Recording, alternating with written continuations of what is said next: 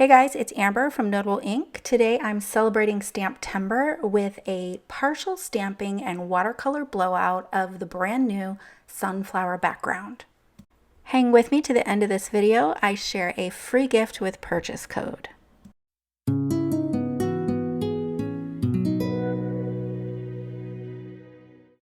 Welcome to Stamptember 2020. This is the Simon Says Stamp Stamptember exclusive sunflower background. These gorgeous blooms are huge and there's tons of opportunity for techniques. I'm stamping this with VersaFine Clair Twilight ink. I was just checking the back to make sure that this was indeed a waterproof ink, which it is. So I'm going to go ahead and stamp this up. I love a pigment ink for images that have a lot of fine detail. And you can see that the centers of these flowers have a huge amount of detail.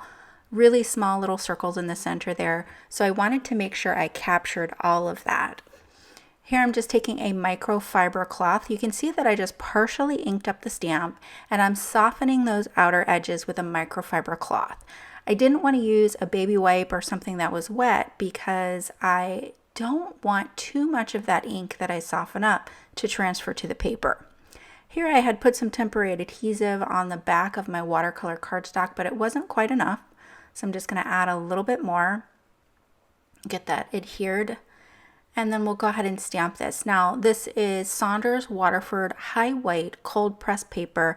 It is highly textured, so even with the pigment inks, you will need to stamp this more than once. So I'm going to go ahead and ink it up again, do the same process where I soften the edges and then stamp that down one more time. I'm going to rehydrate my watercolors with a mini mister of water, and this is a pocket palette from Art Toolkit. I'll have a link to that down below. That one's not an affiliate link, but I wanted you to have an idea of where I got this from. And I have that filled with Daniel Smith watercolors. So here I touch the ink, it's totally not dry, and rather than waiting for it to dry, I'll heat emboss it with Wow Clear Matte Dull Embossing Powder. Now I picked the dull powder because I really didn't want a glossy finish to this. I wasn't planning on embossing it, so I wanted to keep that matte finish. So this will help to kind of eliminate the need for letting it dry, the ink dry, but it will also brighten up the ink. So the ink looks more crisp, it also looks darker. And if any of my watercolors are not as transparent, if they're a little bit opaque, it's going to prevent it from washing out my ink colors. Here I've wet the front and the back of my watercolor paper, and I'm going to use that to just temporarily adhere it to my glass mat rather than taping it down. So here I have Daniel Smith New Gamboge. Now remember, I have already saturated the front of my watercolor paper, and that's just a little bit faster. So I knew I wanted to do a watercolor blowout technique where the watercolor pigments bleed outside of the lines of the stamps. So you can see I have that partial stamping there, and the idea was that the color also kind of floated out the edge of the stamps. So for that, I thought it would be easier to spray the whole front of the card panel rather than taking a wet brush and swiping it over the entire surface. Just a little bit quicker to just wet it with the spray bottle. Now I'm going to go in with Pyrrole Orange, and this is a beautiful color. It's almost like an orange cream soda color. And I'm just going to drop that in at the base of the petals. I will come back a little bit later and add a little more of that color. Moving on to the sunflower up top, I'm going to use Pyrrole Orange in place of the yellow. So I'm going to do all of the petals with the Pyrrole Orange, and then I'll pick a different color to add a second color at the base. I'm doing two tones on each of these sunflowers. You can see that I'm not taking any care to be really detailed in the watercoloring. I'm kind of just slapping on the color here in large blocks of areas, kind of roughly keeping it in those petals. And this technique makes it really easy to lay down a lot of color on these large stamps quickly. So here I've wet my brush, I've rinsed off my brush, and I've grabbed a larger brush so that I can bring quite a bit more water. So a lot of the water that I sprayed down has dried back, and as I'm just saturating the water up against these petals so that I can get the pigments to start to bleed out or do that watercolor blowout effect. So now I'm going to come in with Pyrrole Scarlet. That's Pyrrole Scarlet. Now I felt like there wasn't a big enough difference between the Pyrrole Orange and the Pyrrole Scarlet. So then I decided to use Quinacridone Violet.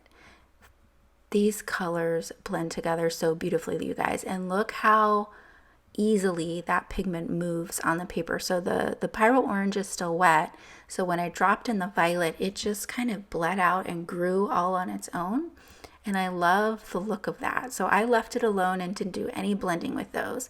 Here I'm just taking a damp brush and kind of teasing that Quinacridone Violet into the middle of the flower, so the center of the flower. I will add a little bit more color to that. So you can see me just teasing out that color, and I do want it to fade out to white there. So here I'm going to deepen up the color. So once I had so much vibrant color on the sunflower above, the bottom flower looked really quite washed out. So I'm just going to deepen up that color. That's the new gamboge, so the same yellow that we used at the beginning. Then I'll grab my larger brush that has clean clear water on it, drop in some water, and then drop in more of that yellow pigment to get that to run even further.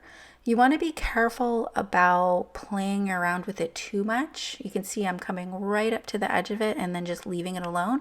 Otherwise, it's not going to have an organic look. It's going to look a little more manufactured and forced.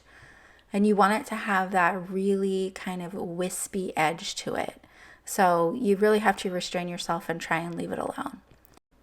Then I'll go back to the Pyro Orange and deepen up the inner petals, and then I'll use the Quinacridone Violet in the center again. So this time I have a lot more space to work with. I'm not really needing to fade this out to white, but I do want to add some shadow, so I'm adding deeper color around the edges and getting lighter towards the center. Here I have Phthalo Turquoise, which is a super pigmented color, you guys. Like, I was not prepared for how pigmented that paint is. A tiny bit goes a long way there. And then I have HANSA Yellow Light here. So I wanted each of the flowers to be two-tone. Not entirely sure how I feel about this color combination along with the other two, but it does give me a bit of a partial rainbow look, so I kind of went with it at this point because that color is so pigmented.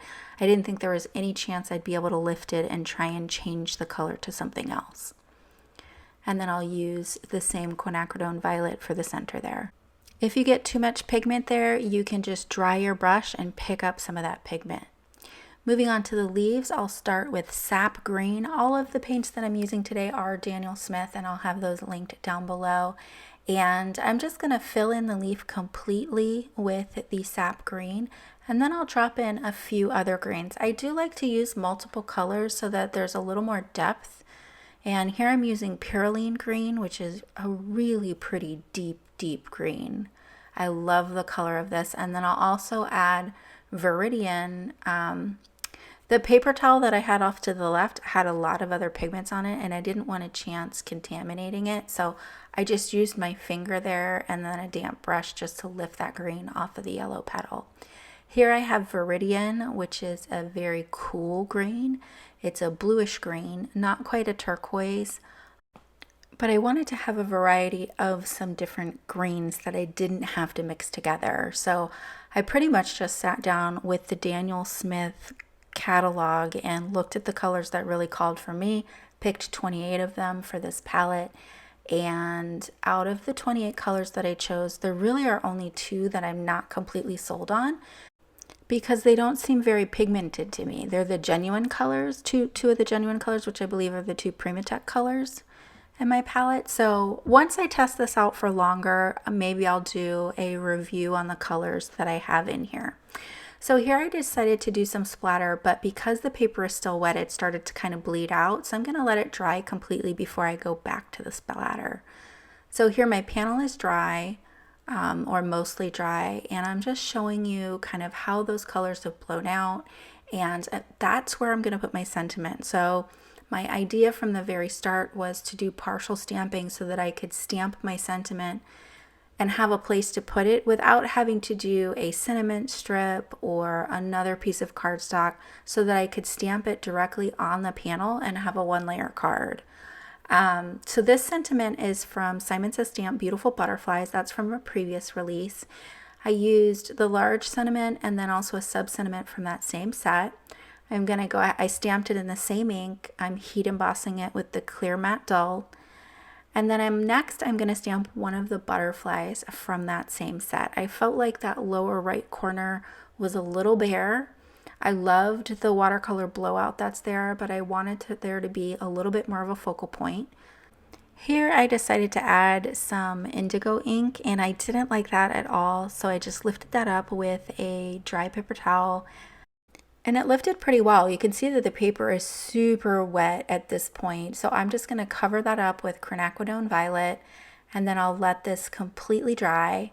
And here's the finished card. So you can barely even see the embossing. You can see that it's raised a little bit, but because it's dull, you don't really see a shine to it.